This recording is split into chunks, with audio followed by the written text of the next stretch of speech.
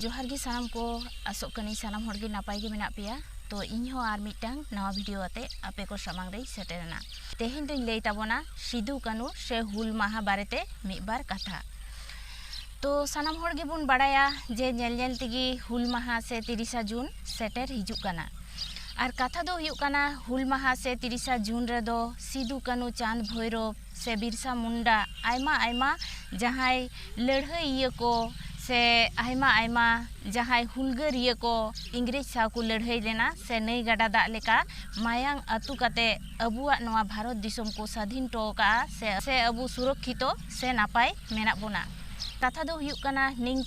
सिदाय हुलगारिया सिदु कानु चांद भैरव नुकु इंग्रेज साव को लड़हई लेनते अबु नितो भारत दिसोम रे नापायते मेना बोना से नापायते बोन ताहे दाड़ेया काना। मेनखान उनको इंग्रेज साव तीना गान को लड़हई लेनते भारत दिसोम को स्वाधीन दाड़ेका अबुआ कथा उइहर काते बांगमा हिजुग कान दिन रे जहाय को हिजुआ उनको नापाय तेको तहेना। मेनखान उनको तीना हारकेत सासेत से कष्टो न्याम काते भारत दिसोम को स्वाधीन टोका। इन्या मेन दो नवा हुयुग काना नय जे 30 जून हुल माहा दो रस्का से रमोज रेना दिन दो बांग काना।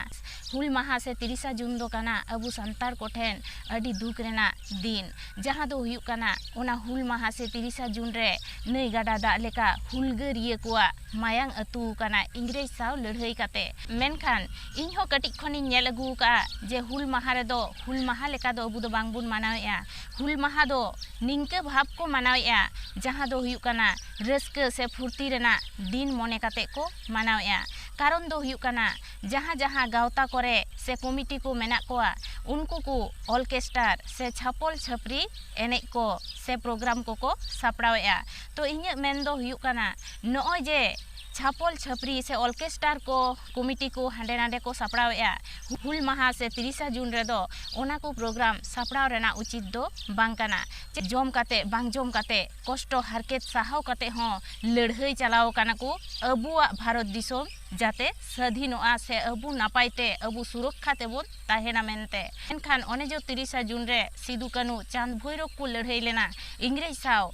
मेनखान हांडे नांडे जहां गावता को मेना कोआ से कमिटी को मेना कोआ उनको दो अडी रस्के रमो जाते ऑर्केस्ट्रार से छापल छपरी को एने को सापड़ावेया। इन्या मेन दो नोआ को दो बंद लगती काना से 30 जून दो अबु संतार कोठेन दो अडी दुख रेना दिन काना। एनखान नोआ गे नेलोग काना जे हांडे नांडे कमिटी को छापल छपरी ऑर्केस्ट्रार को जहां को सापड़ावेया उनको आदो होयतो छापल छपरी से ऑर्केस्ट्रार सापड़ाव काते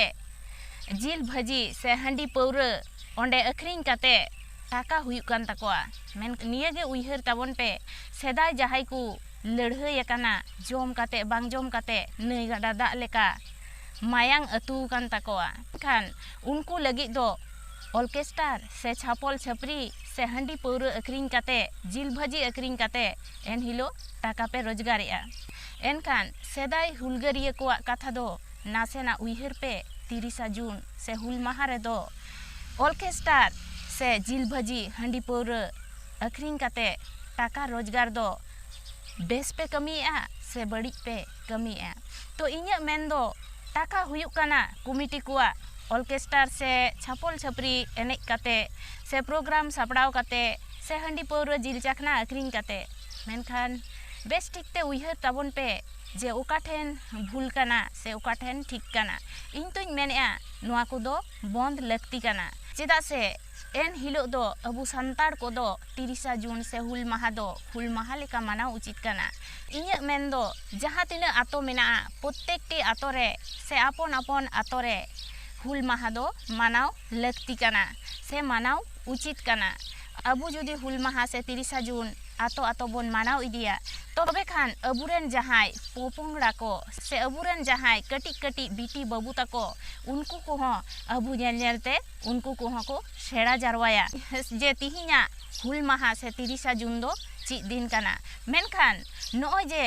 छापल छपरी ऑर्केस्ट्रार नोआ को प्रोग्राम सापड़ाव हुयुग काना ओंडे कटी कटी बाबू तको ऑर्केस्ट्रार रे चलाव काते हांडी पौरा से जिल चाखना रे बुलगी को तहन काना से जोबे को तहन काना। एंडे खान उनको चिके काते को बुझावा जे हुल माहा ची दिन काना से 30 जून चेक दिन काना उनको माहा बुझाव गे बांग तहन तकोआ उनको दो हुल माहा से 30 जून दो नोआ गे को बुझावा जे एन हिलो दो अडी रस्का रेना दिन काना मेनते मेनखान अबु दोबन बुझाव दाड़े काना एन हिलो दो अडी दुख रेना दिन काना मेनखान जहां पोपोंगड़ा को जहां ऑर्केस्ट्रा से छापल छपरी को एने काना उनको ठेन दो अडी रस्का रेना दिन उनको को बुझावा कारण उनको बाड़ाई गे हां बानु तकोआ हुल माहा दो दुखली दिन काना मेनते तो ओनागिन मेन ताबोना जे नोना को प्रोग्राम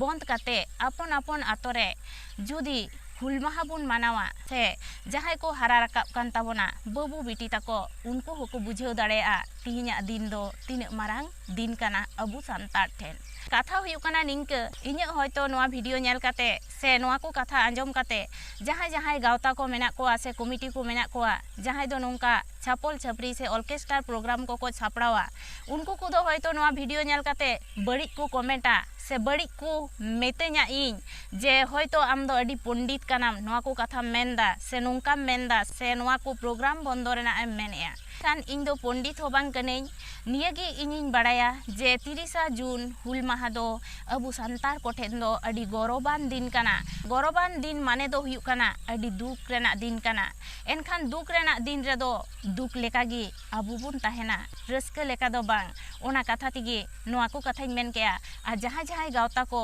से कमिटी को से जहां को ऑर्केस्ट्रा छापल छपरी रे मक्तो से डुबुज गे मेना कोआ नुकु को दो नोआ वीडियो नेल काते बड़ी को मनेया से बड़ी को मेना से बड़ी बड़ी को कमेंटा